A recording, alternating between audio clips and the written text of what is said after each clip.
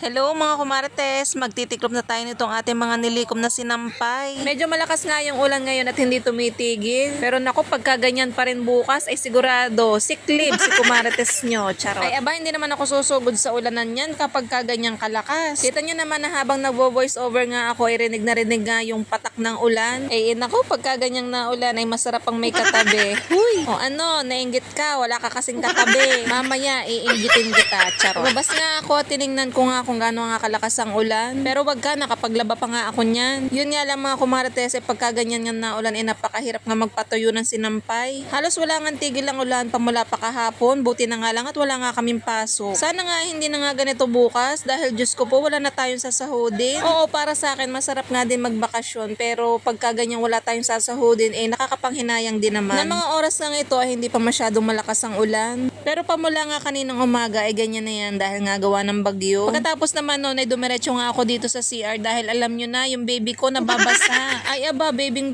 ko arit, hindi pa bayad. Baka maampiyasan yung likod ay akin ngang itatagilid. Buti na nga lang at itong aking washing ay merong stand na may gulong. Kaya kahit ako lang mag-isa dito sa bahay ay naiikot ko nga siya kahit walang katulong. Basang-basa na nga yung ibabaw nito, buti na nga lang at meron nga siyang cover. Kumuha nga lang pala ako ng tissue at ayan, pinunasan ko nga yung ibabaw. Itong washing ko nga hindi ko pa nga tinatanggalan ng plastic para hindi nga maluma. Kita nyo naman dito nga sa pader ay basang-basa na. Matagal ko na nga sinasabi sa aking asawa na lagyan niya ng harang yun kahit yero para nga hindi umampiyas. Pero siguro ay mangyayari lang yun kapag ka nga nagpagawa na kami ng CR. Bay syempre, syala-syala ang CR natin tapos umaampiyas naman ay hindi naman pwede ang gayon. So pagkatapos ko nga doon sa CR ay nagtimpla na nga ako nitong ating Berry Glow. Ito nga pala yung ating gloaming shape at ito nga yung Berry Glow na flavor. Kung gusto nyo nga pala mga kumarites na magbawas ng timbang ito nga yung inyong itry. Kahit makadalawang pouch lang kayo nito hindi ako nagbibiro, makikita nyo na agad ang epekto sa inyo. Hindi naman ako uulit-uli ng order nito kung hindi nga sa akin effective. Pero minsanan ko na nga lang tong inumin lalo na kapag ka napaparami ako ng kain. Pag kasi iniinom nyo siya mga kumarites hindi nga kasi kayo makakaramdam ng gutom kaya ayun, mababawasan talaga kayo ng timbang. At bukod nga doon talagang ilalabas nyo lahat ng toxins sa inyong katawan. Meron na nga rin pala siyang glutathione at saka collagen para nga mag-glow ang inyong mga balat. Kaya mga kumarites, kahit medyo pricey nga ito bumibili nga ako para naman maging healthy tayo at maging bata. Minsan kasi pag napapaibig nga ako ng juice, ito na lang yung tinitimpla ko. Para sa akin kasi mas effective nga itong si Berry Glow sa akin. So pagkatapos naman niya, nagpunta nga ako dito sa bahay ng aking kapatid at tiningnan ko nga itong bag ng ate ko. Sabi ko ang ganda. Parang gusto ko na nga rin magpalit ng bag. Nakuha niya pala to sa Nota app at ito ay nakuha niya lang ng 350 na dating 900 daw. Ako naman kasi hindi masyadong maluho sa mga bag. Basta okay pa yung ginagamit ko. Hindi nga ako nagpapalit ng bag. Yan, sa mga ganyang bagay hindi ako masyadong nagluluho. Pero sa skincare naman, Diyos ko po, mayat mayan dating ng parcel. Alasin ko na nga ito ng hapon at ayan, dumating na nga ang mga tauhan ni Kuya at ayan, mga basang-basa. Dahil sobrang lakas nga ng ulan tapos yung tricycle pa nga inaampias kaya ayan, mga puyog. Dapat nga ngayong araw may aasikasuhin nga kami, yun nga lang ay hindi na nga din natuloy dahil sa sobrang lakas nga ng ulan. Dahil malakas nga ang ulan, alam nyo na, may session na naman tong mga tumamaya. Siyempre, masarap nga daw mag-inom pagka naulan. Diyos ko, inaraw-araw na ang pag-iinom. At dahil nga wala tayong magawa dito sa bahay, ito, nagpagawa nga pala ako sa aking kapatid na si Kumarites nito mga sticker na subject. Gumagawa pala yun ng mga ganito, kaya sabi ko, nagpadamay na nga ako para maikabit ko na nga sa notebook ng aking anak. Itong layout nga na ito, nakita ko nga lang din sa kanya, kaya sabi ko, ito na lang din dahil parang kaparehas nga nung kanyang notebook. Nagpagawa na nga rin ako ng may mga pangalan dahil alam na nga ng aking anak kung anong section niya. So ayan, bago nga tayo magkabit ng sticker, magkakape muna nga ako at ang sarap magkapit malamig. Inubos ko nga lang pala mga kumarites yung kape ko at ayan, nagpunta na nga ako dito sa kwarto para lagyan ng mga sticker itong kanyang mga notebook. In fairness naman talaga sa Prudencia at talaga namang alerto mga teacher. Nag-text nga pala yung teacher niya sa number ko at ayun, binigay na nga rin yung Facebook account niya at ayun, meron na silang GC agad. Bukod nga sa GC ng mga magulang ay meron na nga rin ng mga bata. Ipinasa na nga rin yung kanilang section at kung ano nga yung mga oras ng schedule ng kanilang mga subject. Aayusin ko na nga itong mga gamit niya para next week ipapasok na lang. Ipinasa na nga rin ng teacher kung ano yung mga kailangan nila at ayun, 8 notebooks nga, ruler at saka crayons. Ganito na nga pala yung magiging notebook nila sa math. Pero hindi ko rin alam, pero ganyan na nga yung binili ko sa kanya dahil nga nung nag-high school nga ako, ganyan na yung gamit namin. At isang set na nga ng ruler yung aking binili. Bumili na nga din ako ng pang-intermediate na papel. Bukod nga dito sa lengthwise at saka sa 1/4 yung crosswise nga ang hindi ko nabili. Sabi ko nga kung kailan kailangan nga ng crosswise, ganyan na lang ang gawin, tupiin na lang tapos dilaan. Ganyan din ang gawain namin nung high school kami, dinidilaan na lang namin para magkaroon kami ng crosswise. Magdidikit na nga tayo nito mga sticker dito sa notebook. Iniisip ko nga kung saan ko ba ilalagay, kung sa gitna ba o sa baba. Ay anong nangyari, ito na lang, sa taas na lang para kitang-kita. Sabi ko nga dito sa aking anak, ay tipid-tipid din naman ang paggamit sa notebook. Ay napakaksaya mga kumarites, kung makikita nyo ang notebook na rin nung grade 6. Oops, ang cute ng design ng isang are. So mga kumarites, ang ginagawa nitong aking anak, konting sulat sa kabilang page agad. At habang nagdidikit nga ako dito, sabi ko sa akin, darling, ipakis. Ay aba, ayaw, siya na nga tong ikikis. Charot. Hoy, walang mangiinggit for today's video. Pinagluluto ko nga pala siya ng fries at saka nung aking squid ball na binili nung isang araw sa palengke. Para ka kung may makain naman dinit, ang sarap kumain kapag ka naulan. At ayun, lahat nga ng mga notebook ay nalagyan ko na nga ng subject sticker, pati mga pangalan. Kailangan talaga yung mga gamit ng inyong mga anak ay may pangalan dahil Diyos ko po baka mawala. Ay pag walang pangalan ay mausisa mo, nasa bag na ng kaklase. Ultimo nga mga highlighter, pati na nga rin yung lagayan ng mga color, inilagyan ko na nga rin ng mga pangalan. Pero yung mga ballpen naman ay hindi ko na nga pinaglalagyan. Grabe no, wala nang isang linggo, pasukan na naman. Brigada, eskwela na nga ngayon. Yun nga lang kung kailan naman brigada tsaka naman umuulan. Grabe mga kumarites, ang bilis talaga ng panahon, parang kailan lang baby pa nga tong aking anak. Ngayon nga high school na. Pagkatapos ko nga malagyan ng mga sticker yung mga gamit, inilagay ko na nga ulit dito sa bag. Para nga sa Lunes ay ready na at magpaplansya na nga lang tayo ng uniform. Lagyan ko na nga rin ng payong itong kanyang bag in case nga na umulan. So yun, okay na nga at pagkatapos nga niyan, lumafang na nga